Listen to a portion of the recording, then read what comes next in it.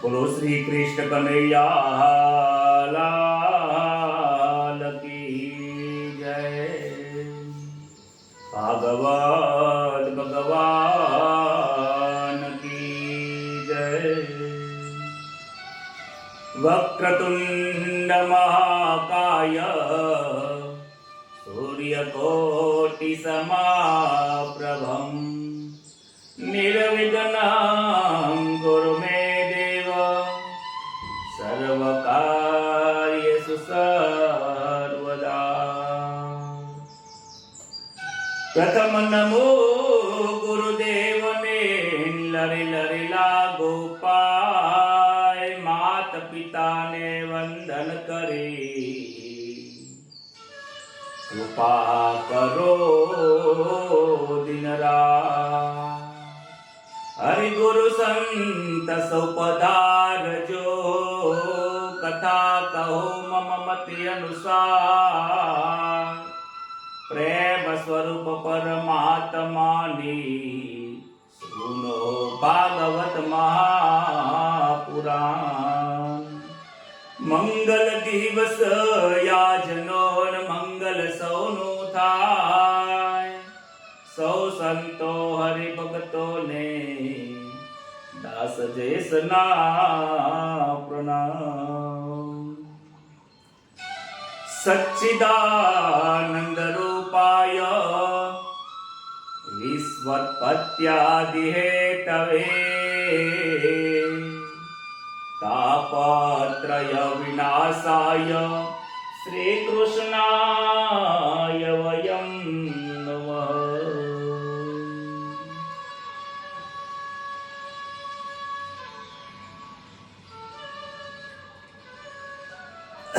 શ્રી ગણેશાય નમઃ। શ્રી પરમાત્મને નમઃ। પરમ પવિત્ર એવા ભાદરવા માસની અંદર જે આજેથી પિતૃ પક્ષની શરૂઆત થાય છે। આજે એકમનું શ્રાદ્ધ છે।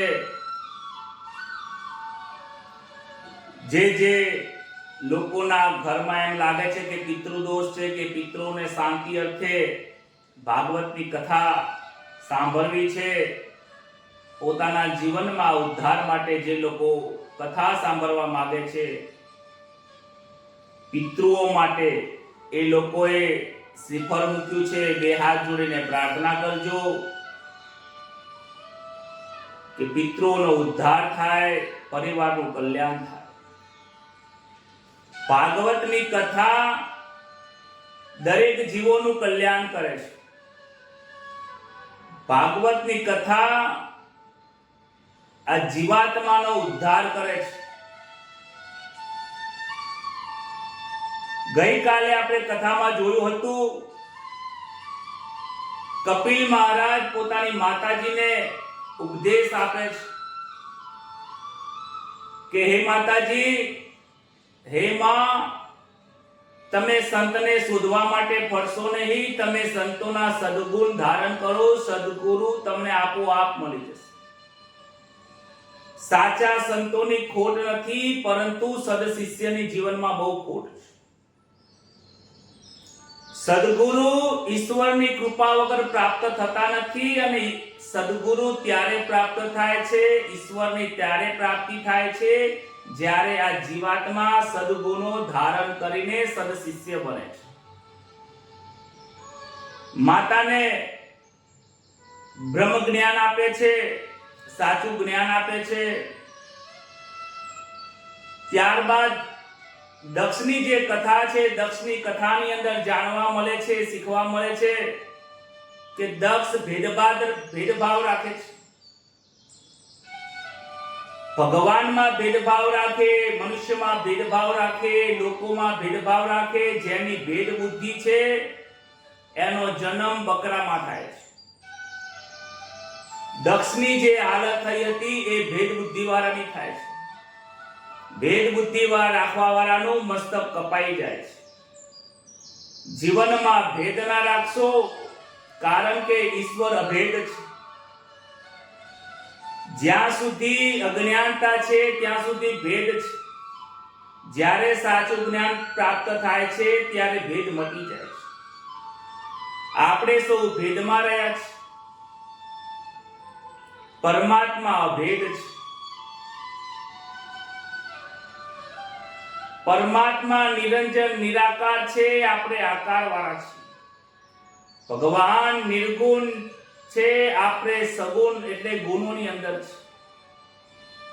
આ સગુણમાં રહીને નિર્ગુણની ભક્તિ કરવાની છે.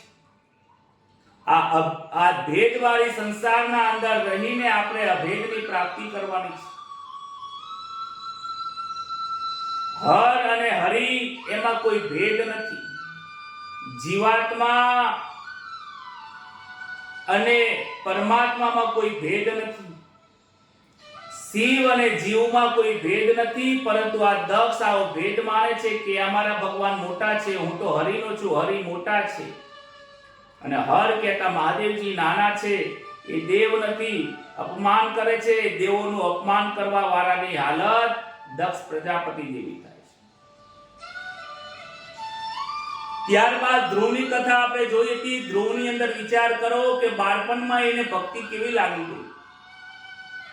આપણને વૃદ્ધાવસ્થા થઈ, પરંતુ હજી સુધી ભગવાનના નામનું સ્મરણ કરવાની ઈચ્છા થતી નથી. જ્યારે ધ્રુવે એક અડગ મન લઈને, અડગ સ્થિર મન લઈને પરમાત્માનું ભજન કરવા માટે બાળપણમાં નીકળી ગયો. એક પિતાના ખોળે બેસવા માટે એક એવો દ્રઢ નિશ્ચય કરે છે કે મારે જગતના પિતાના ખોળામાં બેસવું છે. કોઈ પણ પ્રકારના એક સુવિચારથી વ્યક્તિના જીવનમાં બદલાવ આવે છે. એક પિતાના ખોળામાં બેસવાના સત્સંગ માત્રથી એને ભગવાન પ્રાપ્ત થઈ ગયા. એને ક્યારે કુસંગ કર્યો નથી.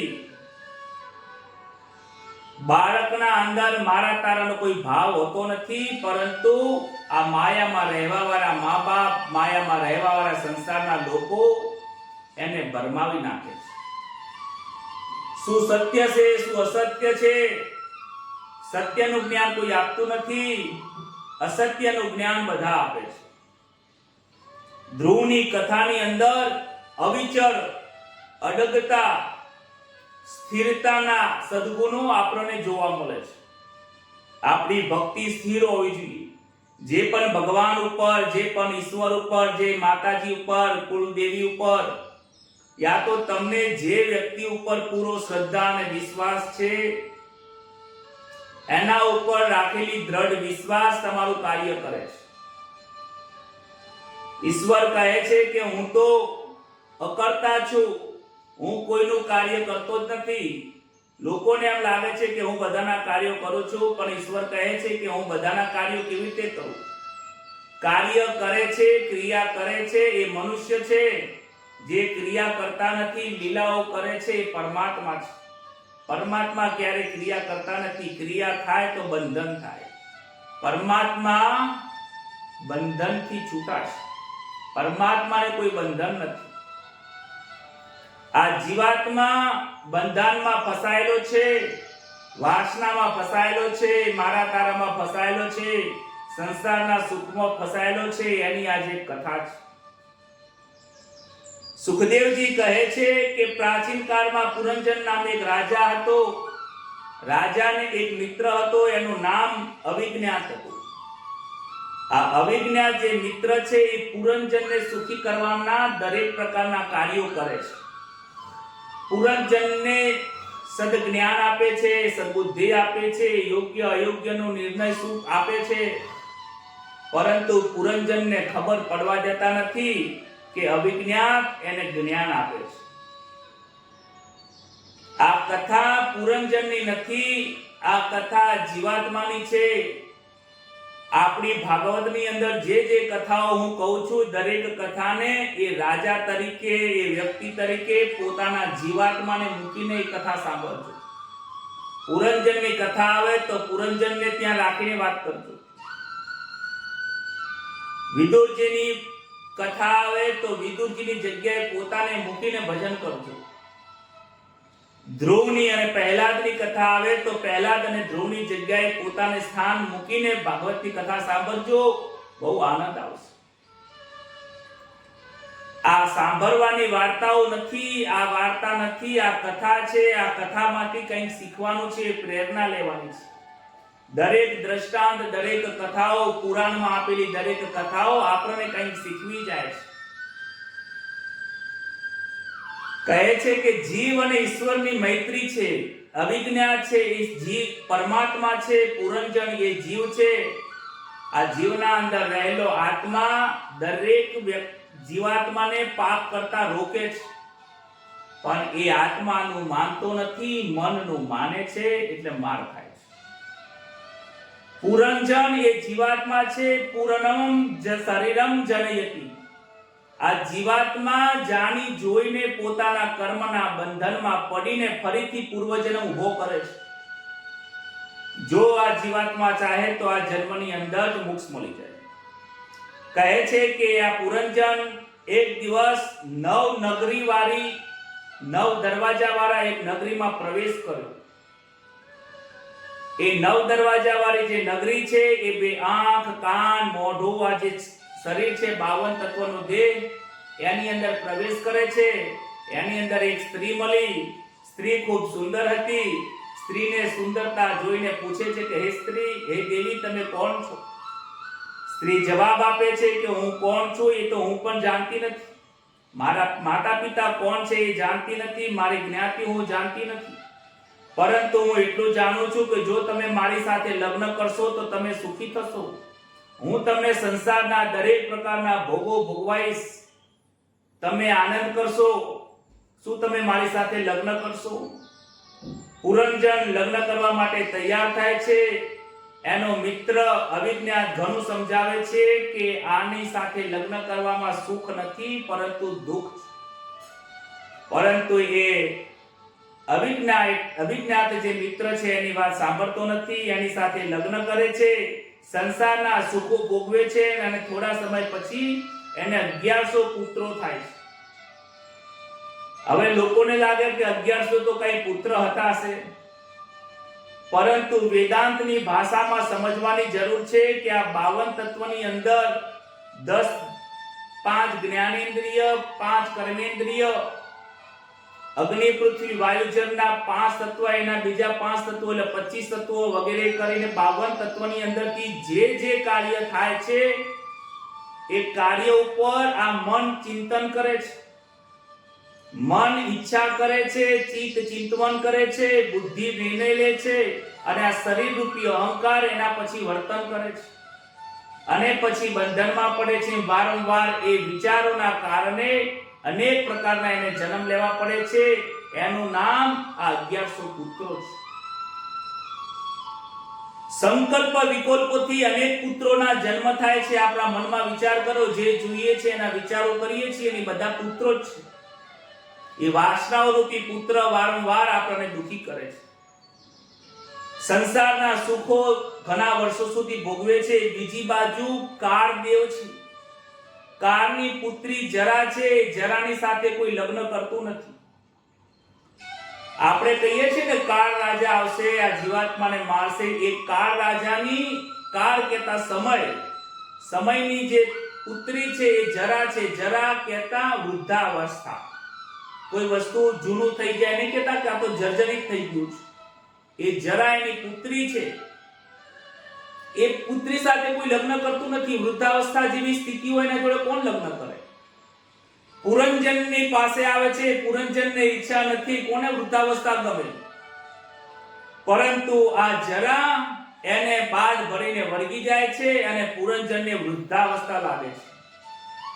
વૃદ્ધાવસ્થાની અંદર સમય બહુ કઠિન હોય છે. જાન્યો જો બન રહેશે સદાકાર, ગડપન કોને મોકલ્યું. બેઠું રહેવાતું નથી રે, હવે થતું નથી કાંઈ કામ. એ ડુંગરા તો દૂર થયા રે, ઉમરા તો ડુંગરા થયા રે, હવે આ જીવની શું છે હાલ, કડપ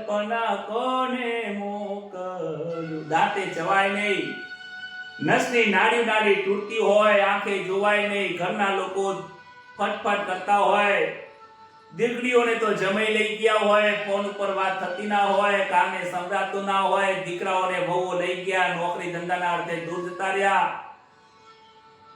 મા બાપના ને કોઈ યાદ કરતું નથી. મૃત્યુની અવસ્થા બહુ દુઃખદાયક હોય છે. આ મૃત્યુની અવસ્થા પુરંજનને વળગી જાય છે.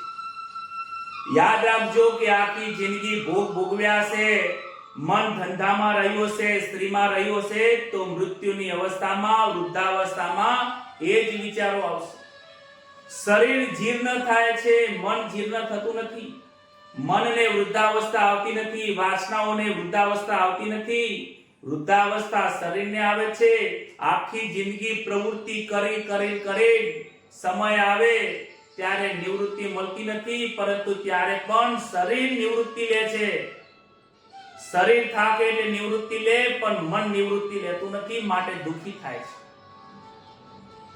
ભોગો ભોગવે છે અને રોગ થાય છે, જરા વળગી છે. યોગીઓને જરા કહેતા વૃદ્ધાવસ્થા આવતી નથી. યોગીઓનું નામ લઈએ એટલે આજના લોકોને લાગે કે આ યોગાસન ને પ્રાણાયામ ને ધ્યાન કરતા હોય ને અને કસરત કરવા જીમમાં જતા હોય ને એ લોકોને યોગ લાગે છે. અરે સજ્જનો, એને યોગો ના કહેવાય. યોગ કોને કહેવાય કે જ્યારે જે વ્યક્તિનું મન પરમાત્મામાં લીન થયું છે એનું નામ યોગ. તમારું મારું આજે મિલન થયું છે, જ્યારે બે વસ્તુ ભેગી થાય, મન અને પરમાત્મા, બુદ્ધિ અને પરમાત્મા, ચિત્ત અને પરમાત્મા જ્યારે ભેગા થાય, એનું ચિંતન થાય, સુયોગ થાય, એને યોગ કહેવાય. બે ગ્રહો ભેગા પડ્યા હોય ત્યારે કુંડલીમાં કહે છે ને કે તમારી કુંડલીની અંદર તો ચંદ્ર રાહુનો ગ્રહનો યોગ છે, ગુરુ ચંદ્રનો રાજયોગ બન્યો છે. એ બે ગ્રહો ભેગા થાય ત્યારે યોગ બને છે. એવી રીતે તમારું અને મારું જે મિલન છે એ પણ યોગ છે, પણ આ સારો યોગ છે.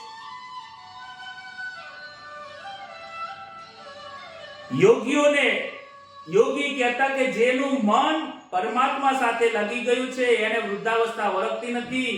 જવાની એ જવાની છે, વૃદ્ધાવસ્થામાં વાસના વૃદ્ધ થતી નથી, મોહ છૂટતો નથી. મૃત્યુનો સમય આવ્યો. પ્રજ્વર એટલે અંધકારનો, જ્વરા એટલે તાવ. સ્ત્રીમાં આસક્ત હોવાથી, અંતકાળમાં સ્ત્રીનું ચિંતન કરતા શરીર છોડવાથી પુરંજન વિદર્ભ નગરીની અંદર કન્યાના રૂપે જન્મે છે. ઘણા પુરુષોને એમ લાગે કે આપણે તો જન્મોજન્મ પુરુષની યોનિમાં જ રહેવાના છો, એવું જરૂરી નથી. સ્ત્રીઓને એમ લાગે કે આપણે તો સ્ત્રી બનવાના છે, એવું જરૂરી નથી. મૃત્યુના સમય ઉપર તમારી વાસનાઓ જેમાં રહે છે એ તરફ તમારું જીવન જાય છે. આખી જિંદગી તમે જેના વિચારો કર્યા છે એમાં તમારો જીવ જાય છે. આને આખી જિંદગી સ્ત્રીમાં આસક્ત હોવાથી, ભોગો ભોગવવાથી સ્ત્રીમાં જન્મ થાય છે. કહે છે બાલ્યાવસ્થામાં, વૃદ્ધાવસ્થામાં, બાલ્યાવસ્થામાં થોડા સત્કર્મો કરેલા હતા એટલે વિદર્ભની અંદર કન્યાના રૂપે એનો જન્મ થયો. દ્રવિડ દેશમાં કોઈ એક રાજા સાથે એના લગ્ન થયા. સત્સંગમાં ત્યારબાદ એને એક પુત્રી, 7 પુત્રો થયા છે. સત્સંગમાં રુચિ તે ભક્તિની પુત્રો છે. 7 પુત્રો ભક્તિના પ્રકાર બતાયા છે. જે મેં તમને પહેલી કથામાં કહ્યું હતું કે 9 પ્રકારની ભક્તિ છે. એમાં 7 જે છે એ શ્રવણ, કીર્તન, સ્મરણ, પાદ સેવન, અર્ચન, વંદન, જે સાખ્ય, એ 7 પ્રકારની ભક્તિ મનુષ્યને પામી શકે છે. 8મી સખ્ય અને 9મી આત્મનિવેદન ભક્તિ છે. જેનામાં આ કોઈ પણ એક ભક્તિ કરો, કોઈ પણ એક ભક્તિનું લક્ષણ પકડો, પરમાત્માની પ્રાપ્તિ થાય છે. કહેવાય છે કે મનુષ્ય પોતાનું અસલી ઘર ભૂલી ગયો છે, પોતાનું ઘર ભૂલી ગયો, પોતાનું જ્ઞાન ભૂલી ગયો છે, સ્વ સ્વરૂપની ઓળખાણ ભૂલી ગયો છે, માટે એ નરકમાં જાય છે, માટે આ જન્મ મૃત્યુના બંધનમાં ફસાયા કરે છે. પરમાત્મા આવે છે, પૂર્વજન્મનું પૂરું કંઈક સત્કર્મ હશે એટલે સદગુરુ પ્રાપ્ત થયા. અભિજ્ઞાત એને મળે છે. પુરંજનને જીવ માયાને ભૂલી ગયો, સદગુરુ રૂપે તેની પાસે આવે છે. નવ દ્વારવાળી નગરીમાં તું ગયો માટે તું દુખી થયો. તું તારા સ્વરૂપને ઓળખ. તું પુરંજન નથી, તું આ સ્ત્રી નથી, કન્યા નથી, પુરુષ નથી, બ્રાહ્મણ નથી, ક્ષત્રિય નથી, તું અમીર નથી, તું ગરીબ નથી, તું નાનો નથી, તું મોટો નથી. ત્યારે એ કન્યાના સ્વરૂપમાં જે પુરંજન હતો એ પૂછે છે કે હું કોણ છું? ત્યારે એ અવિજ્ઞાત એમને કહે છે કે તું મારો અંશ છે. એ જીવ, તું મારો અંશ છે, તું મારામાંથી જ પ્રગટ થયેલો છે. મારું સ્વરૂપ છે એક અગ્નિ છે. અગ્નિમાંથી એક તણખો બાર અંગારો બાર કાઢીએ તો એ અગ્નિ અને અંગારામાં કોઈ ફરક નથી. અગ્નિ પણ દાજી નાખે છે, અંગારો પણ દજાઈ જાય છે. ફરક એટલો છે કે અંગારાની ઉપર બહાર એકલો પડવાથી એની ઉપર રાખ વળી ગઈ છે. એ રાખના કારણે અંગારો દેખાતો નથી. રાખ નીકળી જાય તો ધગધગતો અંગારો છે. એ અંગારામાં જો અગ્નિમાં જતો રહે તો એ અંગારો રહેતો નથી, અગ્નિ થઈ જાય. એવી જ રીતે આ પરમ તત્વ પરમાત્મા આત્મ સ્વરૂપે આ જીવાત્મામાં બિરાજમાન છે. એટલા માટે તો બોલે છે, ચાલે છે, ખાય છે, પીવે છે, વ્યવહાર કરે છે. પ્રભુના ભજન માટે તને મોકલ્યો હતો, આનંદ કરવા માટે મોકલ્યો હતો. તે કરવાનું કર્યું નહીં, ના કરવાનું કરી લીધું, માટે દુખી થાય છે. આપણે આ ભાગવતની કથા કરી સાંભળીને જે કરવાનું છે એ કરવા માટે આગળ વધવાનું છે.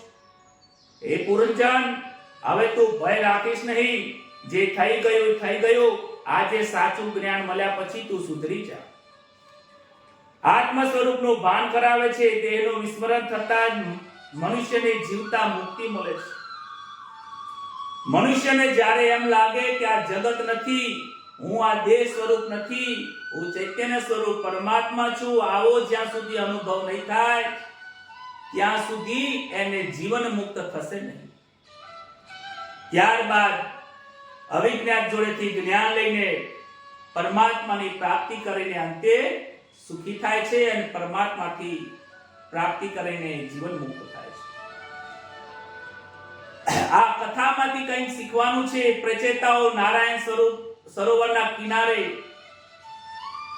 રુદ્ર ગીતનો પાઠ કરે છે. 10,000 વર્ષ સુધી તેમને જપ કર્યા, નારાયણના દર્શન થયા.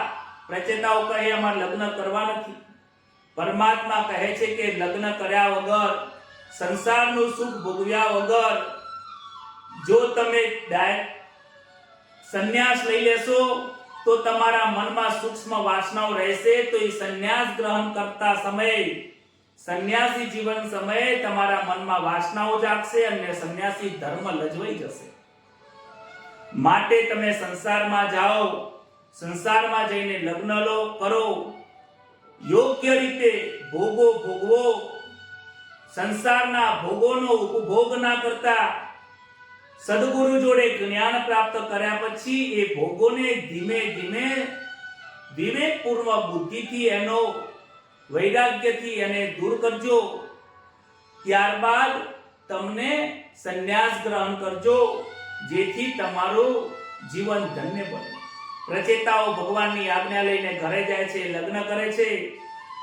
લગ્ન કર્યા પછી ગૃહસ્થાશ્રમ જીવન જીવે છે અને ગૃહસ્થાશ્રમ જીવનનો ધર્મ બજાવ્યા પછી એ ફરીથી નારાયણ સરોવર જોડે જાય છે. નારદજી જોડે ભાગવત ધર્મનો જ્ઞાન પ્રાપ્ત કરે છે કે અમે સંસારમાં જઈને ભાગવત ધર્મ ભૂલી ગયા, ફરીથી જ્ઞાન આપો. નારદજી ફરીથી અમને ઉપદેશ આપે છે. કહે છે કે સર્વ જીવોની અંદર દયા રાખવી, સંતોષ રાખવો અને સંયમ રાખવો આ પ્રભુને પ્રસન્ન કરવાના મુખ્ય 3 દ્વાર છે. બીજું ના આવડે તો કાંઈ નહીં, પરંતુ દરેક જીવો પર દયા રાખજો.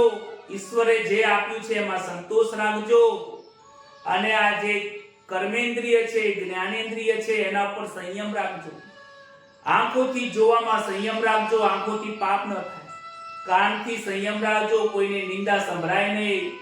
હાથથી સંયમ રાખજો, કોઈના ઉપર હાથ ઉપડી ના જાય. પગથી સંયમ રાખજો, કોઈ ખોટી જગ્યા ઉપર જઈને બેસાય નહીં. મોઢાથી સંયમ રાખજો, અસત્ય બોલાય નહીં, કોઈને દુઃખ લાગે એવું બોલાય નહીં, વગર કામનું બોલાય નહીં. સંયમથી પરમાત્મા તરફ સુધી પહોંચવાનો પહેલું પગથિયું છે. કહે છે મૈત્રેયજી કહે છે કે વિદુરજી, મેં તમને અત્યાર સુધી કથા સંભળાવી, હવે તમારે આગળ શું સાંભળવું છે? વિદુરજી કહે છે હવે ઘણું થયું, હવે થોડું રહ્યું છે, હવે જે સાંભળ્યું છે એને મારે ચિંતન કરવું છે, મનન કરવું છે. તમે જે કથા સાંભળો એ રાત્રે સૂતી વખતે મનન કરજો કે આજની કથામાં કોની કથા હતી, આજની કથા શું આપણને બોધ આપી જાય છે. એ બોધ લીધા પછી મારે આવતીકાલથી એ કેવું જીવન જીવવાનો પ્રયત્ન કરવો છે. જેમ બાળક સ્કૂલમાં જાય, સ્કૂલમાંથી લેસન લઈને આવે અને પછી ટ્યુશન મોકલો, ટ્યુશનની અંદર સાહેબ દાખલા ગણાવે, પછી ઘરે આવે, મા બાપ પૂછે બેટા દાખલા કેટલા આવડે છે, ચલ નવો દાખલો આપું, તું શીખ કેટલો આવડે છે. એ લેસન કરે છે. એ રીતે આપણે આપણા જીવનમાં આવું લેસન કરવું પડશે. કથા સાંભળીને મૂકી દેશો તો હું બોલી દઈશ, હું કથા કરીશ, તમે કથા સાંભળી જીવનમાં સમજવાનું બાકી રહી જશે. કથા અહીંયાથી વક્તા બોલાય છે, ત્યાં સંભળાય છે, સમજવાનું બાકી રહી જાય છે. સમજવાનું ત્યારે જ કહેવાય છે જ્યારે જીવનમાં ઉતરે છે. વિદુરજીએ આ કથા સાંભળીને જીવનમાં ઉતારી છે, પ્રહલાદજીએ જીવનમાં ઉતારી છે, પરીક્ષિત રાજાએ જીવનમાં ઉતારી છે. એ અમૃતનો ઘૂંટ જ્યારે હૃદયમાં જાય છે ત્યારે પ્રકાશ થાય છે.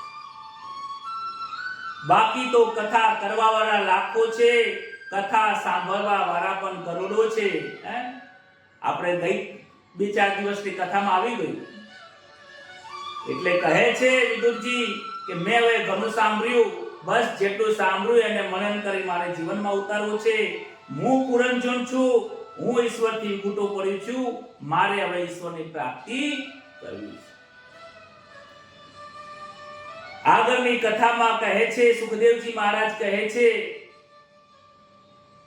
5મા સ્કંદની અંદર સ્થિતિ લીલા આવે છે.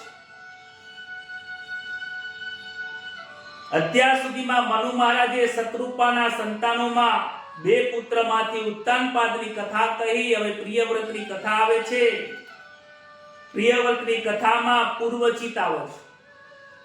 પૂર્વચિત એટલે આપણું ચિત્ત જ્યાં રહેલું હતું, જ્યાં રહે છે, આપણા જ્યાં મનની ઈચ્છાઓ રહે છે, આપણે જેના બારેમાં જેના વિશે ચિંતન કરીએ છીએ, વાસનાઓ રહી છે આપણું, એનું નામ પૂર્વચિત.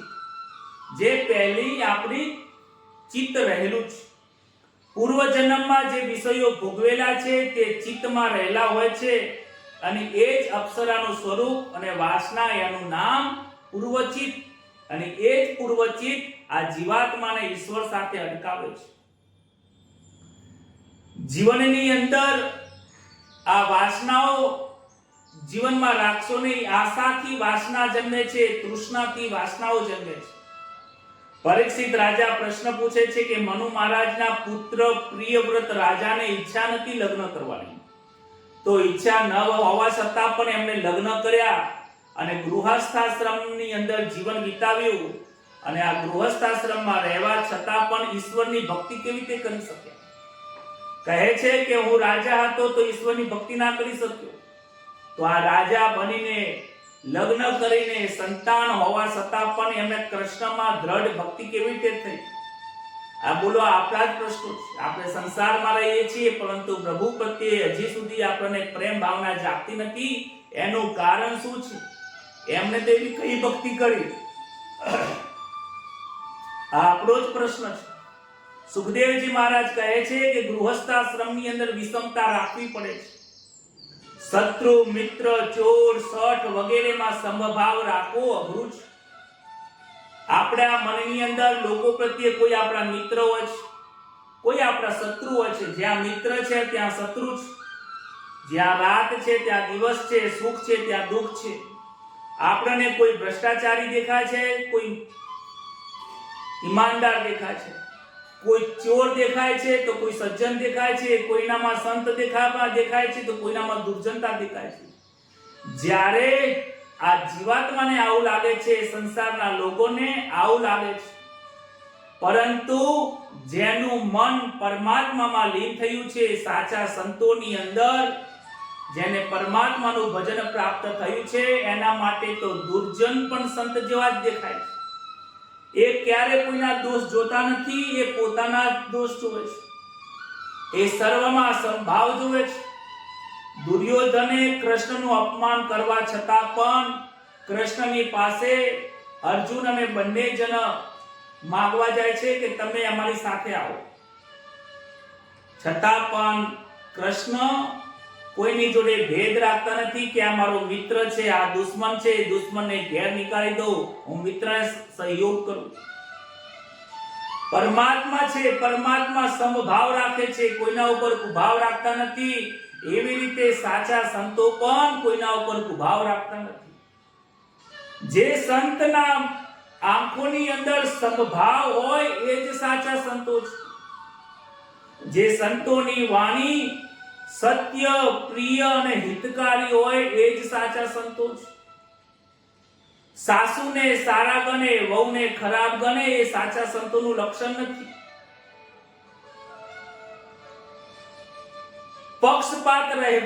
પક્ષપાતની સાથે જે સત્સંગ કરતા હોય એ સાચા સંતોનું લક્ષણ નથી.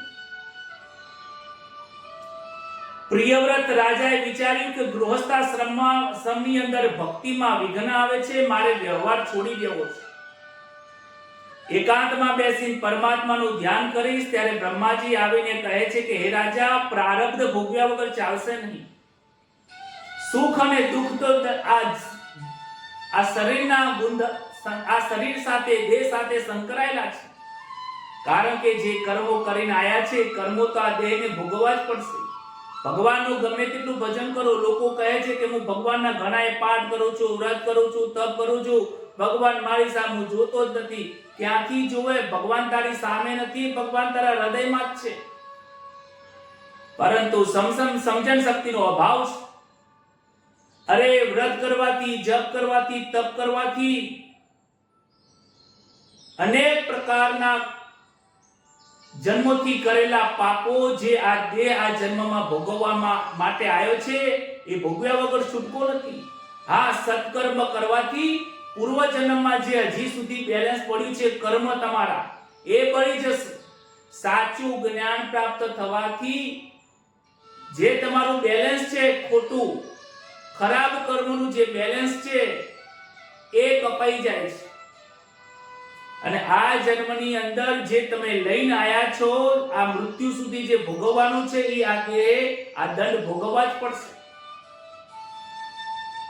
અને જે આ જન્મની અંદર જે નવા કર્મો થાય છે, તો જે સંતોને સાચું જ્ઞાન થયું હોય, જીવન મુક્ત થયા હોય, તો એમને એ પણ છૂટી જાય છે કે કદાચ ભૂલ ચૂકથી કોઈની નિંદા થઈ ગઈ, એ સંભળાઈ ગયું હોય તો એમની નિંદા કરવા વાળા એ નિંદા લઈ જાય છે, પાપ કર્મ લઈ જાય છે, અને સત્કર્મ એની સેવા અને પૂજા કરવા વાળા સંતો અને એના શિષ્યો લઈ જાય છે, અને એ સત્ય સ્વરૂપ પરમાત્માના પાસે પહોંચી જાય છે, નિર્દોષ બની જાય છે. કહે છે કે તમારે આ શરીરના દંડ ભોગવવા પડશે. આગળની કથામાં આવે છે કે ભરતજીને સ્ત્રી પુત્ર પ્રત્યે ત્યાગ કરીને વનમાં ગયેલા. ભરતજી સ્ત્રી પુત્રનો ત્યાગ કરીને વનમાં ગયા અને વનમાં જઈને તેમને સંસાર ઉભો કર્યો. પહેલા જ દૈત્યોની વચ્ચે રહીને અનેક પ્રકારના દુઃખ રહીને ઘરમાં ભક્તિ કરે. ઘર છોડવાથી ભગવાન મળે તેવું નથી. જેના મનમાં ઘર છે, સંસાર છે, ત્યાં સંસાર ઉભો થઈ જાય છે. લોકો કહે છે કે સંસારમાં કાંઈ નથી. અરે દોસ્તો, અરે મારા સજ્જનો, સંસારમાં કાંઈ નથી નહીં, સંસારમાં ઘણું બધું છે. જેને પરમાત્માએ બનાવ્યું હોય એમાં કાંઈ ના હોય એવું બને. આ સંસારમાં તો પરમાત્મા આવે છે. પરમાત્મા પણ કહે છે કે હું યુગે યુગે જન્મ લઉં છું. સજ્જનો, સાધુ સંતોના જન્મ પણ આ સંસારમાં થાય છે, પરંતુ સંસારની સાથે અલિપ્ત રહે છે, લિપ્ત થતા નથી. સંસારને મનથી છોડવાનો છે. આ મનની સાથે સંસાર બંધાઈ ગયો છે કે આ મારું છે, આ હું કરું છું, આ મારા વડે થઈ ગયું છે, આ હું સેવા કરું છું. આ હું છું એટલા માટે આ થાય છે, હું નહીં હોઉં તો શું થશે? અરે સજ્જનો, આપણે નતા ને તો પણ સંસાર સુખેથી ચાલતો હતો, અને આપણે નહીં હોય તો સંસાર તો ચાલવાનો છે. આવું યુગો યુગોથી ચાલ્યા આવે છે. બ્રહ્માજી રાજા પ્રિયવ્રતને કહે છે, તમે લગ્ન કરો, સૂક્ષ્મ વાસનાઓનો નાશ થશે, થોડા સમય સુધી સંસારનું સુખ ભોગવો, પરમાત્માનું આરાધન કરો. બ્રહ્માજીની આજ્ઞાથી પ્રિયવ્રત રાજાએ લગ્ન કર્યું, અનેક બાળકો થયા. તેના પછી આ નિઘ્ન ગાદી ઉપર આવ્યા છે, અને તે પણ વનમાં ગયા, અને તે વનમાં પૂર્વચિત નામની અપ્સરા વિઘ્ન કરવા આવી. ચિત્તમાં રહેલી પૂર્વ જન્મની વાસના એ પૂર્વચિત હતી, અને આજે આ રાજા છે, આજ્ઞિગ્રહ રાજા, એ પૂર્વચિતમાં ફસાય છે. આજ્ઞિકના ઘરે નાભી થયા છે, નાભીના ઘરે ઋષભદેવ પ્રગટ થયા છે. બોલો શ્રી ઋષભદેવ ભગવાન કી જય. ઘણા જીવાત્માઓએ આ ઋષભદેવના અવતાર વિશે જાણ્યું નથી. પરમાત્માનો અવતાર છે, સર્વશ્રેષ્ઠ અવતાર છે. બહુ જ નાના સમયની અંદર, ટૂંકા સમયની અંદર પરમહંસનું આ સંસારને જ્ઞાન બતાવ્યું છે. ઋષભદેવજીએ જન્મ લીધો, અને ઋષભદેવજીએ ભરતજીને ગાદી ઉપર બેસાડીને અને આ સંસારનો ત્યાગ કર્યો છે. તેમને પોતાના દેહનો ત્યાગ કર્યો છે. ઋષભદેવજી સમજાવે છે, સર્વનો સંગનો ત્યાગ કર્યો, અવધૂતની વૃત્તિ ધારણ કરી છે. શરીર ઉપર કોઈ વસ્ત્રો રહ્યા નથી, કારણ કે વસ્ત્ર એ વાસનાનું સ્વરૂપ છે, લજ્જા છે. પરંતુ જેને આ દેહ પ્રત્યે કોઈ અભિમાન નથી, એને બધા જ વસ્ત્રો નીકળી જાય છે. ભોગવેલી વસ્તુઓની અપેક્ષા રાખવી એનું નામ આશા છે. જે વસ્તુ આપણે જીવનમાં ભોગવી છે એની અપેક્ષા રાખો છે કે આ વસ્તુ મને પ્રાપ્ત થાય, એનું નામ આશા, જે દુઃખદાયક છે. અને ભોગવેલી વસ્તુને વારંવાર મનની અંદર ચિંતન કરવું, એનું નામ વાસના. તમે જુઓ, જેવું તમે જુઓ છો મોબાઈલની અંદર, જુઓ તમે આમ રીલ ફેરવશો તો ખરાબ ખરાબ ચિત્રો આયા કરશે, અને એના વિશે મનની અંદર ચિંતન થયા કરે છે. માટે એ વાસના છે. એ વાસનાથી દૂર રહેવાની જરૂર છે. આશા, તૃષ્ણા, વાસના આ જીવનની અંદર દુખી કરે છે. ઋષભદેવજી અનેક સિદ્ધિ મેળવી છે, સંસારમાં ફસાયા નથી. જેમ નારિયેળમાં કાચલી અને કોપરું બધું જુદું છે. નારિયેળ, ટોપરું અને એની અંદર રહેલું જળ બધું અલગ છે. પરંતુ જ્યાં સુધી અંદર જળ રહેલું છે, મીઠાશ વાળું પાણી રહેલું છે, ત્યાં સુધી એ ટોપરું એક કાચલી સાથે સંકળાયેલું છે. જ્યારે એ પાણી પૂર્ણ સ્વરૂપે સુકાઈ જાય છે, લેસ માત્ર એ ટોપરામાં પાણી ના રહે, ત્યારે એ ગરગડિયું બની જાય છે, અને એ ઓટોમેટિક એનાથી અલગ થઈ જાય છે. એવી જ રીતે જ્યારે આપણું મન આ વિષય રૂપી વાસનામાંથી જ્યારે પૂરું સંકોચાઈ જાય, ત્યારે આ શરીર જીવન મુક્ત થઈ જાય છે. વૈરાગ્ય આવી જાય છે, ત્યારે સંસારની અંદર કોઈ મન તમારું લાગતું નથી. લોકો કહે છે કે સંસારમાં કશું રહ્યું નથી, હવે મને કોઈ વસ્તુમાં મન રહ્યું નથી. આ બોલવાના શબ્દો છે. જેનું મન સંસારમાંથી ઉઠી ગયું છે એને વ્યવહારમાં દેખાઈ આવે છે. પરંતુ આ તો બોલવાના શબ્દો છે કે મને કાંઈ છે નહીં, હું શરીર નથી, હું સર્વના સાક્ષી સ્વરૂપે ચૈતન્ય સ્વરૂપ પરમાત્મા છું. આવું બ્રહ્મ જ્ઞાન થયા પછી ઈશ્વરમાં પ્રીતિ જરૂરી છે. જ્ઞાનની 7 ભૂમિકાઓ છે. ઋષભદેવજીએ જ્ઞાનની 7 ભૂમિકાઓ સમજાઈ છે. એની અંદર પ્રથમ આવે છે શુભ ઈચ્છા. આ જીવને શુભ ઈચ્છા થવી. ઈચ્છા 2 પ્રકારની છે, એક અશુભ ઈચ્છા અને શુભ ઈચ્છા. સંસારના સુખો ભોગવવાની ઈચ્છા થાય એ અશુભ ઈચ્છા છે. જ્યારે પરમાત્માને મળવાની ઈચ્છા થાય, પરમાત્માનું ભજન કરવાની ઈચ્છા થાય, કથા સાંભળવાની ઈચ્છા થાય, એ જ્ઞાનનું પ્રથમ પગથિયું છે, પ્રથમ સોપાન છે. સુવિચારના એ બીજા નંબરની ભૂમિકા છે. જ્યારે જ્ઞાનની અંદર બીજી ભૂમિકામાં તમે પહોંચો ત્યારે તમને શુભ ઈચ્છા થયા પછી એના ઉપર તમે ચિંતન કરો છો કે મારે પરમાત્માનું ધ્યાન કરવું છે, પરમાત્માને મળવું છે, મારે સાચું સદગુરુનું જ્ઞાન પ્રાપ્ત કરવું છે. એના માટે હું શું કરી શકું, હું કેવા પ્રકારનું કાર્ય કરું તો હું એક પરમાત્મા સુધી પહોંચી શકું. એના વિશે વારંવાર મનની અંદર ચિંતન થવું એ જ્ઞાનની બીજી ભૂમિકા છે. ત્રીજા નંબરમાં તનુ મનસા આવે છે. કહે છે કે વિષયોમાં અનાસક્તિ અને સમાધિ વડે અભ્યાસ કરો. 5 વિષયો છે: શબ્દ, સ્પર્શ, રસ, રૂપ ને ગંધ. જોવામાં, ખાવામાં, પીવામાં, બોલવામાં, ચાલવામાં, વ્યવહારના અનેક પ્રકારના જે વિષયો છે, વિષયોમાં આપણું મન ના જાય એના માટે જે પ્રયત્ન કરે છે, એમાં મન ના જાય એના માટે મનને સ્થિર કરે છે, પકડે છે, સહન કરવાની તૈયારી કરે છે, મનને પાછું ખેંચે છે. એ જે પ્રેક્ટિસ કરવાનું જે કાર્ય છે એનું નામ તનુ મનસા છે. મનને સમજાવવું કે આ યોગ્ય છે, આપણાથી આ કાર્ય ન કરાય, આ યોગ્ય છે. ચોથા નંબરની ભૂમિકા છે સત્વાપતિ. ઉપરના 3 જે મેં ભૂમિકાઓ બતાવી, શુભ ઈચ્છા, સુવિચારના, તનુ મનસા, આ ત્રણેય ભૂમિકાથી નિર્વિકલ્પ રહીને સમાધિ રૂપે સ્થિતિ થવી. મનને મનાવ્યા પછી એ જગ્યા ઉપર સ્થિર રહેવું, સંસારના ભોગો ના ભોગવવા અને મનને ત્યાં સ્થિર રાખવું અને એને વ્યવહારમાં ઉતારીને આગળ વધવાનો પ્રયત્ન જે છે. પણ તમે પાછા ના થાઓ, બેક ના થઈ જાઓ, આગળ વધો નથી. એ જે છે સત્વાપતિ છે. એને બ્રહ્મવિદ કહેવાય છે કે તમે જે સાચું સમજો છો એ જગ્યા ઉપર તમે ટકી રહ્યા છો. સત્ય બોલાય બધાને ખબર છે, પણ સત્વ બોલવાનું છે એના માટે ત્યાં ટકતા નથી. ભાગવતની કથા સાંભળી પરંતુ કથા સાંભળ્યા પછી એનો જે બોધ છે એ બોધ ઉપર ટકી રહેવું,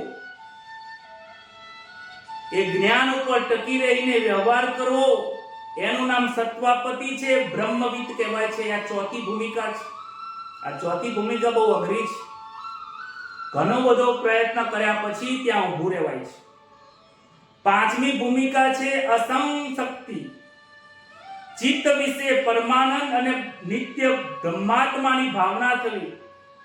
જ્યારે તમને વાસના અને વિકારોથી દૂર થાઓ છો અને બ્રહ્મવિદ જ્યારે થાઓ છો, મન જ્યારે તમારું ત્યાં સ્થિર થાય છે ત્યારે તમને પરમાત્મા સાથેનો આનંદ આવે છે.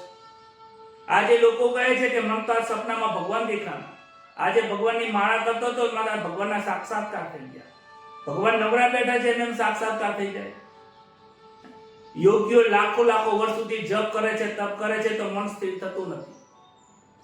આજે મસાલા ખાતા હોય અને ભગવાન આવે છે. પોતાના કર્મો તો જોઈએ કેવા છે. બ્રહ્મ શક્તિ જ્યારે ઉપરની 5 ભૂમિકાઓમાં પહોંચી જાઓ ત્યારે પ્રાપ્ત થાય છે. ત્યારે સાક્ષાત્કારનો તમને એક ચમત્કાર જેવું લાગે છે કે ક્યાંક મને પરમાત્માની પ્રાપ્તિ થઈ છે, એવો અનુભવ થાય છે. પરમાત્મા છે એવો તમને અનુભવ થાય છે. પદાર્થ ભાવના એ 6થા નંબરની ભૂમિકા છે. આ દરેક પદાર્થ ઉપરથી તમારું મન હટી જાય છે. એ સમય ઉપર તમારી જે અવસ્થા છે એ દરેક પદાર્થો ઉપરથી મન છૂટી જાય છે અને છેલ્લે છે તુર્યંગા અવસ્થા, જે બ્રહ્મની અવસ્થા હોય છે, જે આનંદ સ્વરૂપની અવસ્થા છે, જે પરમાત્માની અવસ્થા છે. ત્યારે કોઈને સ્ત્રી દેખાતી નથી, પુરુષ દેખાતું નથી, ઊંચો નીચો, ભેદ અભેદ બધું છૂટી જાય છે. ત્યાં સગુણ નિર્ગુણ બધું છૂટી જાય છે. આ જ્ઞાનની 7 ભૂમિકાઓની અંદર ઉત્તરોત્તર ધીમે ધીમે દેહ ભાન ભૂલાય છે. દેહનું ભાન ભૂલાય ત્યારે ઉન્મત્ત દશા પ્રાપ્ત થાય છે. ઋષભદેવજીએ કર્ણાટકમાં આવીને દાવાગ્નિની અંદર બુદ્ધિપૂર્વક પ્રવેશ કર્યો, પોતાનું શરીર બારે છે અને બતાવે છે કે આ શરીર એક દિવસ બળવાનું છે, પરંતુ હું બળતો નથી. ઋષભદેવજી 7મી ભૂમિકામાં છે. શરીર બળતું હોય પરંતુ આત્મા બળતો ના હોય, લેશ માત્ર દુઃખ થતું ના હોય. ઋષભદેવજીએ પોતાના શ્રેષ્ઠ પુત્રોમાંથી ભરતને ગાદીએ બેસાડ્યા છે અને પોતે આ સંસારને છોડીને જ્ઞાન આપીને સ્વધામાં લીન થયા છે. ઋષભદેવજીનું જે ચરિત્ર છે, જ્ઞાન આપે છે, જ્ઞાનની ભૂમિકાઓ બતાવે છે, એમનું જીવન સામાન્ય જીવાત્મા માટે અનુકરણીય નથી. મીરાબાઈએ ઝેર પીધું, અમૃત થઈ ગયું, તો આપણે ઝેર ના પીવાય, કારણ કે આપણે જાણીએ છીએ કે આ ઝેર છે. આપણને ખબર છે કે આ સ્ત્રી છે, આ પુરુષ છે. આપણને ખબર છે કે આ અગ્નિ છે, મને બાળી નાખશે. જ્યાં સુધી તમને જ્ઞાન છે કે આ અગ્નિ મને બાળી નાખશે, ત્યાં સુધી પ્રવેશ ના કરાય, કારણ કે 7મા નંબરની ભૂમિકા છે. 7મા નંબરની ભૂમિકામાં કોઈ બધું છૂટી જાય છે, એટલે તો લોકો એને ગાંડો ગણે છે. મીરાબાઈને, નરસિંહ મહેતાને લોકો ગાંડા ગણતા હતા, ત્યારે પરમાત્માની પ્રાપ્તિ થાય છે. ઋષભદેવનો સૌથી શ્રેષ્ઠ પુત્ર ભરતજી ગાદીએ બેસે છે અને એ ગાદી ઉપર બેઠા પછી એ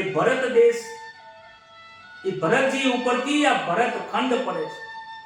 અત્યારે આપણો જે ખંડ છે એ યુરોપ ખંડ, અમેરિકાનો ખંડ, આવા અલગ અલગ ખંડ છે. એશિયા ખંડ છે આપણો જે એશિયા ખંડ છે એ પહેલા ભરત ખંડ હતો.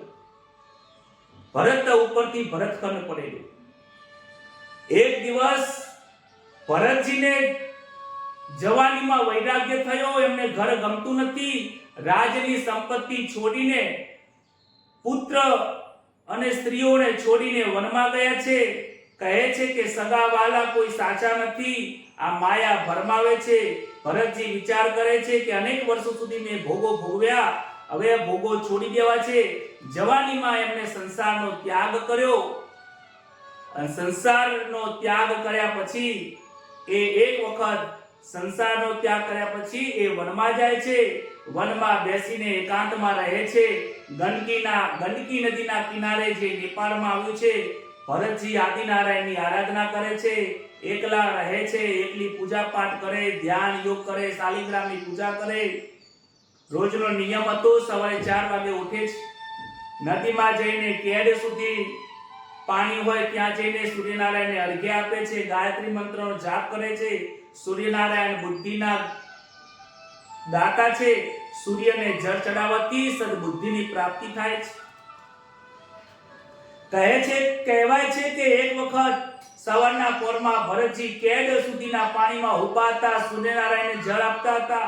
એટલામાં એક સિંહે ગર્જના કરી અને તે સમય ઉપર એક ગર્ભવતી હરણી જળ પીવા માટે નદીમાં આવી હતી.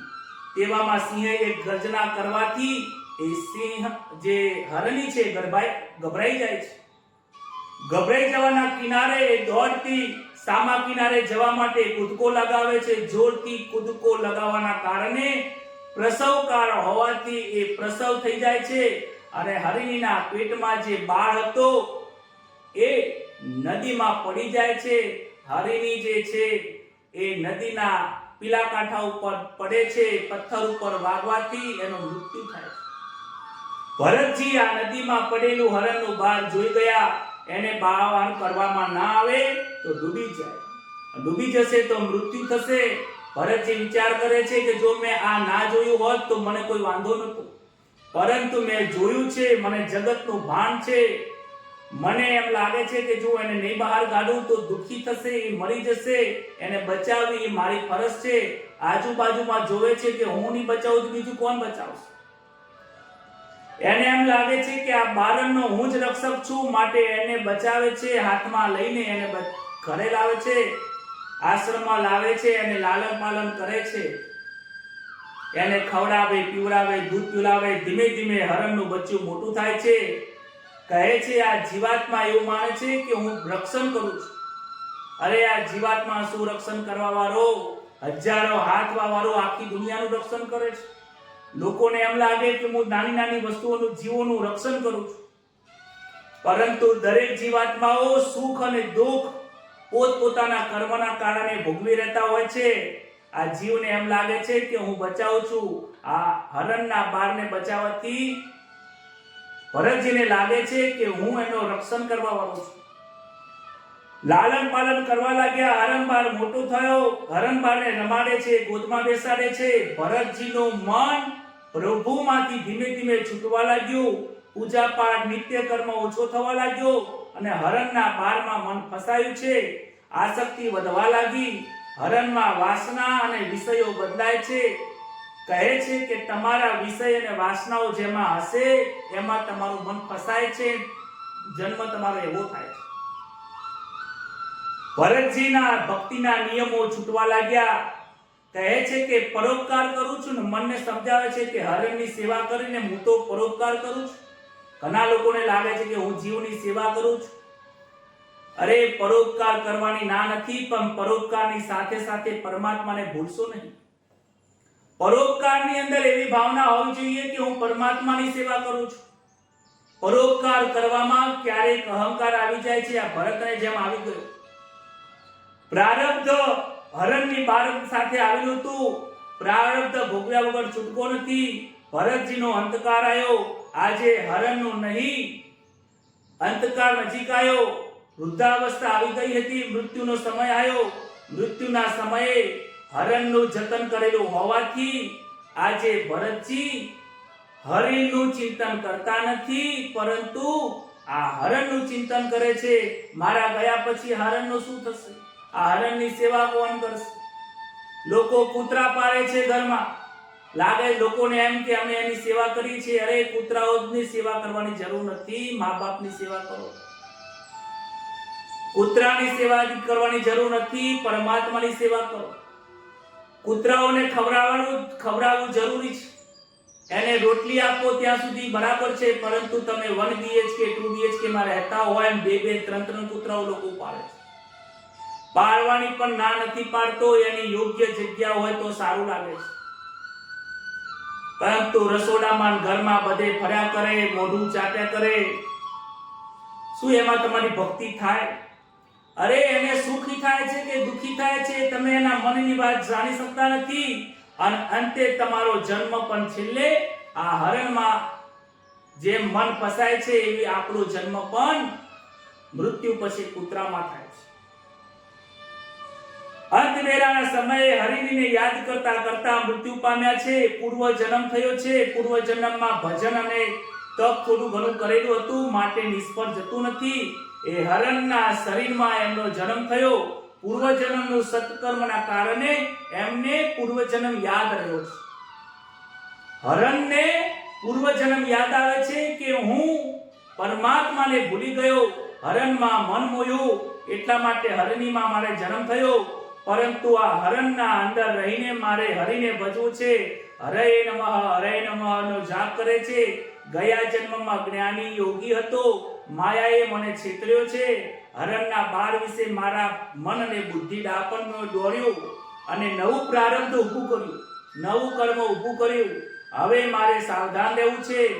હરિણનું શરીર શિથિલ થવા લાગ્યું, પ્રારબ્ધ પૂરું થયું.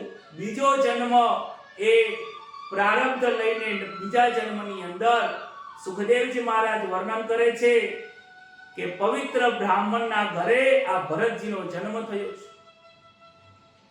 ભરતજીનો આ છેલ્લો જન્મ છે. પૂર્વજન્મનું જ્ઞાન છે.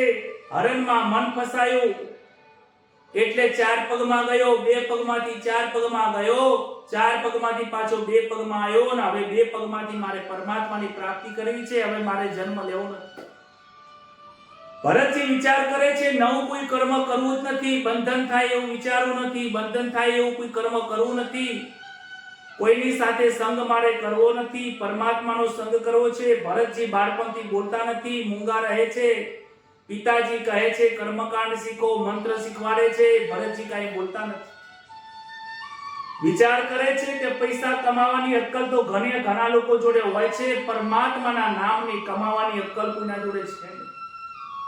દેહભાન ભૂલી જાય છે. મહાપુરુષો જડ જેવા કહેવાય છે, કારણ કે સંસારમાં સંસારમાં એમને રહેવાની રીતો અલગ છે. સંતો જડ જેવા સંસારિયાને લાગે છે. સંસારને ભક્તો ગાંડા જેવા લાગે છે. ભરતજી પણ આ ગાંડા જેવું વર્તનના કારણે સંસારના લોકોને જડ ભરત તરીકે ઓળખે છે. જડ ભરતજીના પિતાજી ખૂબ ભણાવવાનો પ્રયત્ન કર્યો, ભણતા નથી. કહે છે જડ ભરતજી સંસારના કાર્યોમાં દિલ રાખતા નથી, કાંઈ વિચારતા નથી. એક પરમાત્મામાં એનું મન છે, ચિંતન પરમાત્માનું કરે છે, દેહ ભાન ભૂલે છે. પંચ કેસ વધી ગયા છે, વાળ મોટા છે, શરીરના વાળ વધવા લાગ્યા છે, દાઢી વધી ગઈ છે. લોકો એના પર ધૂળ નાખે છે, ગાંડા ગાંડા તરીકે બોલાવે છે. આ તો ભરત જડ છે, જડ જેવો છે. શરીર વધી ગયું છે અને એક બાજુ ખૂણામાં બેઠા બેઠા પરમાત્માનું ધ્યાન કરે છે. એવામાં ત્યાં એક નગરની અંદર ભીલ રાજાને સંતાન હતું, એટલે એને બાધા લીધી કે મને સંતાન થશે તો હું એક નરને વધેરીશ. માતાજીની કૃપાથી, મહાકાળી માતાની કૃપાથી એને સંતાન થાય છે. ત્યારે એક નર ગોતવા માટે ભીલ લોકો નીકળે છે. કહે છે કે કોને આપણે બલિ આપીએ. ત્યાં બાજુમાં જોવે છે, આગળ જતા ખ્યાલ આવે છે કે આ ભરતજી છે, એ જડ જેવા છે, હૃષ્ટ પુષ્ટ છે. માતાજીને એની બલિ આપીશું તો ગમશે, આમે પણ આ સમાજમાં કોઈના કામનો નથી. માતાજીની પાસે આવે છે, ભરતજીને નવરાવે છે, ભોજન કરાવે છે, નવા કપડાં પહેરાવે છે. બલિદાન આપવા માટે ભીલ રાજા હાથમાં તૈયાર લે છે.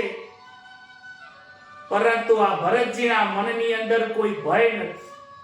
મૃત્યુનો સમય આવ્યો છે, ભરતજીને ભય નથી. જ્યારે ભય ના હોય ને ત્યારે અભય જે રૂપી પરમાત્મા છે એના દર્શન થાય છે. આ જીવને ભય છે એટલા માટે પરમાત્માના દર્શન થતા નથી. આ સંસારનો ભય છે. પરમાત્માનો ભય લાગતો નથી, મૃત્યુનો ભય લાગતો નથી. પરંતુ જડ ભરત તો એટલા બ્રહ્મ જ્ઞાની છે, એ તો કહે છે કે હે માં, મારવા વાળી તું છે, તારવા વાળી તું છે. હું મરી જઈશ તો તમને પ્રાપ્ત થઈશ, અને મરશે તો આ શરીર મરશે. મને મારવાની તાકાત આ ભીલોમાં છે. ભરતજીને તૈયાર કરે છે. તૈયાર કર્યા પછી માતાજીની સામે પ્રાર્થના કરીને ઉભા રહે છે. તલવાર લઈને જડ ભરતને જેવો ભીલ મારવા જા તૈયાર થાય છે, તરત જ માતાજીના સ્વરૂપમાંથી મહાકાળીમાં પ્રગટ થાય છે. અષ્ટભુજાવાળા માતાજી પ્રગટ થાય છે. માતાજીની કડી બહાર આવી છે અને ભીલ રાજાના હાથમાંથી તલવાર લઈને એના હાથથી એનું મસ્તકનું છેદન કરે છે અને જડ ભરતજીને બચાવે છે. બોલો શ્રી મહાકાળી માત કી જય. જડ ભરતને માતાજી દર્શન આપે છે. દર્શન આપ્યા પછી જડ ભરતજી માને છે, વિચારે છે કે મારા હજી પણ પ્રારબ્ધ ભોગવવાનું બાકી છે. વિચાર કરો, મૃત્યુના સમય ઉપર પણ આ શરીરને જો મૃત્યુના યોગો નતા તો આ મૃત્યુ આવ્યું નથી. કોઈ વાંધો નહીં, હજી પણ ક્યાંક પ્રારબ્ધ ભોગવવાનું લખ્યું હશે. ચાલતા ચાલતા એકસુમતી નદીના ત્યાં કિનારે જાય છે. સિંધુ નદીના ત્યાં જાય છે. રૂગણ નામનો રાજા પાલખીમાં બેસીને કપિલ મુનિના પાસે એ જ્ઞાન પ્રાપ્ત કરવા જાય છે, બ્રહ્મ જ્ઞાન પ્રાપ્ત કરવા જાય છે. એમાં 4 ભાઈઓ, 4 સેવકો એમની પાલખી પકડી છે. રૂગુણ રાજા પાલખીમાં બેઠા છે. આગળ જતા જતા વિશ્રામ કર્યો છે. વિશ્રામ કરવાની જગ્યા ઉપર એક સેવક ત્યાંથી નાસી જાય છે. રૂગુણ રાજા કહે છે કે 3 જણાથી પાલખી કેવી રીતે પકડાય, તમે બીજા કોઈ વ્યક્તિને પકડી લાવો. નદી કિનારે ભરતજી ત્યાં ફરતા ફરતા પરમાત્માનું ધ્યાન કરતા હતા. આ તગડો માણસ છે માટે પાલખી બરાબર પકડશે એવું વિચાર કરીને ભરતજીને પાલખી ઉપાડવા માટે લાગે છે. ભરતજી કહે છે જેવી મારે માલિકની ઈચ્છા. ભરતજી સમજી ગયા કે આજે પાલખી ઉપાડવાની છે. પાલખી ઉપાડતા જાય છે પણ રસ્તામાં કીડી દેખાય તો કૂદકો મારે છે. જેવો કૂદકો મારે છે પાલખી માથામાં રૂગુણ રાજાને વાગે છે. અરે ગાંડા જેવો છે કે શું, ચાલતા આવડતું નથી, શાંતિથી ચાલ, બરાબર ચાલ, એને ઠપકો આપે છે. આગળ જતા જતા બીજા કોઈ જીવજંતુઓ જમીન ઉપર દેખાય છે, ફરીથી કૂદકા મારતા જાય છે. રૂગુણ બરાબર ચાલતા નથી, કૂદકા મારતા જાય છે. ત્યારે એ રાજાને મસ્તક ઉપર, એ માથામાં પાલખી વાગે છે. રાજાને ગુસ્સો આવે છે. રાજા કહે છે કે હે પાગલ, તને ખબર પડતી નથી હું કોણ છું? હું આ રાજ્યનો રાજા છું. કપિલ મુનિ જોડે બ્રહ્મ જ્ઞાન પ્રાપ્ત કરવા જઈ રહ્યો છું.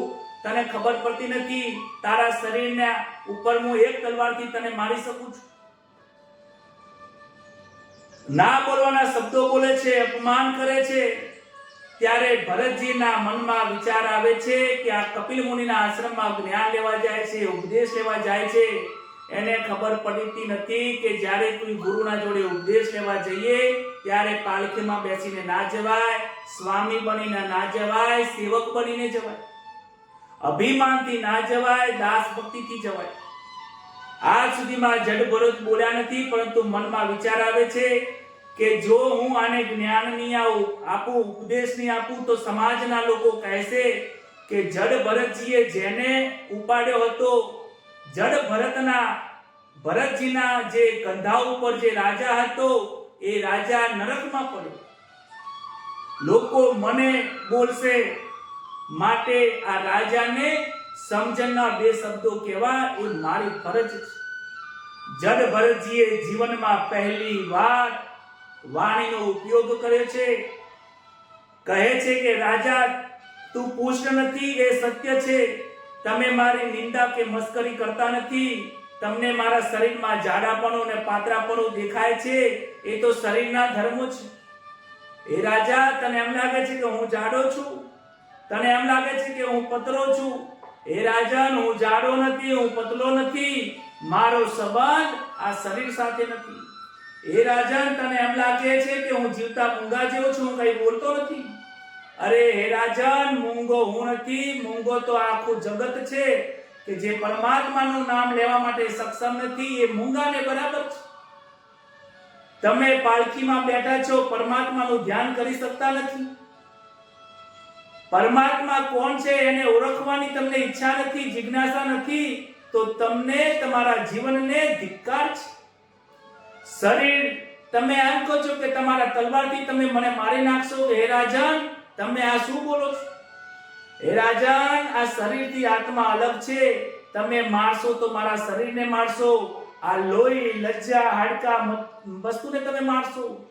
હે રાજન, મને મારવાની તાકાત નથી. શરીર અને આત્માના ધર્મો અલગ છે. આત્મા નિર્લેપ છે, આત્મા મરતો નથી. હું સદાય માટે રહેવાનો છું. હે રાજન, મારો જન્મ નથી, મારો મૃત્યુ નથી. મને કોઈને મારવાની તાકાત નથી. રાજા આવું સાંભળીને લાગે છે કે આ કોઈ પાગલ નથી, આ કોઈ જેવો તેવો વ્યક્તિ નથી, આ કોઈ ધર્માત્મા લાગે છે, આ કોઈ જ્ઞાન પુરુષ લાગે છે. મેં બહુ મોટી ભૂલ કરી છે. પાલખીમાંથી કૂદકો મારીને બહાર આવે છે, એમના ચરણમાં પડે છે, બે હાથ જોડીને કહે છે કે આપ કોણ છો? સુખદેવજી છો? શું તમે દત્તાત્રેય છો? શું તમે મૈત્રેયજી ઋષિ છો? તમે કોણ છો? તમે મને સમજાવો. ભરતજી નિર્વિકાર થયા છે. રાજાએ અપમાન કર્યું છે, પરંતુ ભરતજી રાજાને માન આપે છે. અપમાનનો બદલો ઉપકારથી આપે છે. ભરતજીની સમાધિ સ્થિતિ છે. તમારા જેવા સંતનું અપમાન કરવાનું કલ્યાણ થાય નહીં, માટે ક્ષમા કરો. બે હાથ જોડે રાજા ક્ષમા માંગે છે. તે પછી રાજા રોહુગુણ પૂછે છે કે વ્યવહાર મિથ્યા છે કેમ કહી શકાય? જો વસ્તુ સત્ય હોય તો મિથ્યા છે તે મને સમજાવો. આ આંખે દેખાતી વ્યવહાર ક્રિયાઓમાં બધું હકીકતથી ભરેલું છે, તો મિથ્યા કેવી રીતે કહી શકાય?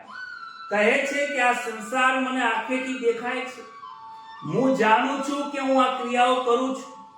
હું જાણું છું કે તમને મારો, હું જાણું છું કે હું તમારું અપમાન કરું છું. તમને ખબર છે કે હું તમારું અપમાન કરું છું, છતાં તમને એવું કેમ લાગે છે કે હું તમારું અપમાન કરતો નથી? ત્યારે જડભરતજી કહે છે કે તમારું કથન એકદમ ખોટું છે. તમે જે બોલો છો એ અજ્ઞાની વ્યક્તિ બોલે છે. આત્મા નિર્લેપ છે. દૂધમાં ચોખા નાખ્યા એટલે પાકી જાય, પરંતુ પથ્થર નાખીએ તો તે પથ્થર પાકતા નથી. સંસાર એ કેવળ મનની કલ્પના માત્રથી ઉદ્ભવ થાય છે. આ સંસારમાં તમે આયા તો તમારા મનથી કલ્પનાઓ તમે આ સંસારને ઊભો કરો છો. સપનાનું જગત જેમ ઊભું થાય છે, જાગ્રત અવસ્થાનું જગતનું મન ઉત્પન્ન કરે છે. હે રાજન, મન બગડે એટલે જીવન બગડે, મન સુધરે તો આત્માથી મુક્તિ મળે છે. જેનું મન બગડ્યું એનું જીવન બગડી જાય છે. જે પોતાના મનને સુધારે છે, મનને સમજાવે છે, એ જ પરમાત્માના દર્શન કરી શકે છે. જડ ભરતજી કહે છે કે આ બધા મનના ધર્મો છે, મનના ખેલો છે, મનથી જ માળવે જવાય છે. આના કારણે જ હું ગયા જન્મની અંદર મારે હરણ થવું પડ્યું હતું. મારું મન હરણમાં ફસાયું, માટે મારે હરણમાં જન્મ લેવો પડ્યો. તમારું મન આ સંસારમાં ફસાશે તો વારંવાર સંસારમાં તમારે જન્મ લેવો પડશે. હે રાજન, હું કશ્યપ દેશનો રાજા છું, ભરતખંડ એનો આખો હું રાજા છું, છતાં પણ મારી આવી દશા થઈ છે. સંસારના બંધન અને સંસારના મોક્ષનું કારણ પણ મન જ છે. મનથી આ સંસારમાં બંધાય છે, મનથી સંસારમાં છોડાય છે. હે રાજન, તું મને પૂછે છે કે હું કોણ છું? હે રાજન, હું કોણ છું એ છોડ, તું કોણ છે તું તારી જાતને પહેચાન. તને એમ લાગે છે કે હું રૂપગુણ રાજા છું, તું રૂપગુણ રાજા છે જ નહીં. હે રાજન, તું રાજા નથી, તું પુરુષ નથી. તું તારી જાતને ઓળખ. તું ચૈતન્ય સ્વરૂપ પરમાત્માના અંશથી તું ઉત્પન્ન થયેલો છે. તારી અવસ્થાઓ કઈ છે તું સમજ. તને એમ લાગે છે આજે તને જે સમજાય છે એ અજ્ઞાન છે, હું તને જે સમજાઈ રહ્યું છું એ જ્ઞાન છે. આ જ્ઞાન તને પ્રાપ્ત થશે, એ જ્ઞાન ઉપર દ્રઢ તારું મન થશે, ત્યારે જ તને વૈરાગ્ય થશે. વૈરાગ્ય વગર તું જ્ઞાન પ્રાપ્ત કરવા જઈશ તો એ જ્ઞાન ટકશે નહીં. તું રાજા બનીને જ્ઞાન પ્રાપ્ત કરવા જાય છે, માટે તને જ્ઞાન પ્રાપ્ત નહીં થાય. સંસારનું સુખ તુચ્છ લાગે ત્યારે તને ખાતરી થશે, ત્યારે તને સંસારમાં સદગુરુ મળશે. અને સદગુરુ મળશે તો તારા ભવના રોગો દૂર કરશે. ભરતજીએ પહેલા શિક્ષા અને પછી દીક્ષા આપી છે. પહેલા શિક્ષા આપી છે રોગુણ રાજાને, કે કૂદકા મારે છે પાલખીની અંદર. પહેલા થોડી શિક્ષા આપી, કારણ કે જો આ શિક્ષા ના આપી હોત ને તો રોગુણ રાજા સમજોત નહીં. અને પછી દીક્ષા આપી. રોગુણ રાજા જતા હતા કપિલ મુનિ જોડે જ્ઞાન લેવા, પણ રસ્તામાં જ બ્રહ્મ જ્ઞાની મળી ગયા. એટલે જ કહેવાય છે કે તમે જો યોગ્ય અધિકારી જીવ બનશો તો પરમાત્મા સામેથી જ તમને સદગુરુ મોકલી જશે. સંતોને શોધવાની જરૂર નથી, સમજવાની જરૂર છે. સંતોને પારખવાની જરૂર નથી, સીધા થવાની જરૂર છે. ત્યારબાદ ભરતજી જોડે જ્ઞાન પ્રાપ્ત કર્યું અને એ પણ પોતાના જીવનને કલ્યાણ કરે છે. તે બાદ ભૂગોળનું વર્ણન આવે છે, પૃથ્વીઓ 7 ખંડનું વર્ણન છે. કહે છે કે આ દેહ જે છે એની અંદર 7 ખંડ રહેલા છે, 9 ગ્રહો રહેલા છે, 7 દ્વીપો છે, સમુદ્ર પણ રહેલો છે, 9 નાડીઓ રહેલી છે. આ શરીરનો જે ભાગ છે, ચામડીનો ભાગ છે, પૃથ્વી છે. શરીરમાં પોલન છે, એ આકાશનું તત્વ છે. જળ તત્વ છે, જે લોહી અને મદિરા લોહી રહેલું છે, જળ તત્વ છે. બગાસું આવે છે, શ્વસન ક્રિયા છે, એ વાયુ તત્વ છે.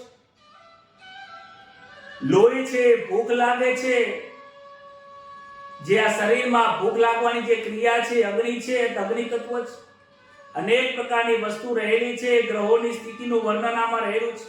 7 પ્રકારના પાતાળ આ સંસાર, આ આખો આ 52 તત્વના દેહમાં રહેલો છે. કહે છે કે સ્વર્ગ પણ અહીંયા છે, નર્ક પણ અહીંયા છે. આ દેહથી જ, આ મનુષ્યના દેહથી જ પરમાત્માની પ્રાપ્તિ થાય છે. આ જ મનુષ્યના દેહથી તમે નરકમાં જઈ શકો છો. માટે હે રાજન, હે જીવાત્મા, હે પરીક્ષિત, શું યોગ્ય છે શું અયોગ્ય છે તારે આજે નિર્ણય કરવો પડશે. આવતીકાલે તારી પાસે સમય નથી. આ પ્રમાણે સેંકડો અને હજારો નરકોનું વર્ણન કર્યું છે. ભાગવતની કથાની અંદર નરકનું ઘણું બધું વર્ણન કર્યું છે. નરકોનું વર્ણન કરીને આ જીવાત્માને સમજાવવાનો પ્રયત્ન કરે છે. આજે આ ભાગવતની કથામાં 5મા સ્કંદ સુધીની કથા અહીંયા વિરામ થાય છે. આવતીકાલે ફરીથી 6ઠા સ્કંદની લીલાઓની કથા આપણે પ્રગટ કરીશું. ત્યાં સુધી ભગવાનનું નામ લઈએ. હરે રામ રામ રામ સીતારામ રામ સીતારામ રામ રામ રાધે શ્યામ શ્યામ. હરે રામ રામ રામ સીતારામ રામ રામ શ્રી રામચંદ્ર ભગવાન કી જય. પિતૃદેવ ભગવાન કી જય. ભાગવત ભગવાન કી જય. નમઃ પાર્વતી પતये હર હર મહાદેવ. સૌને રાધે રાધે, જય શ્રી કૃષ્ણ. આજની કથા એ બ્રહ્મ જ્ઞાનની કથા હતી. આજની કથા જીવનને અનેક પ્રકારનો બોધ કરાવનારી કથા છે. વાસનામાંથી છૂટી કરવાવાળી કથા છે.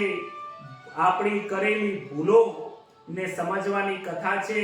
બીજી વખત વારંવાર આપણી ભૂલો ના થાય, એક વખત આપણે વાસનામાં ફસાઈને આ મનુષ્ય યોનિમાં આયા, નવી વાસનાઓ ના બંધાય એના માટેની આજની કથા હતી.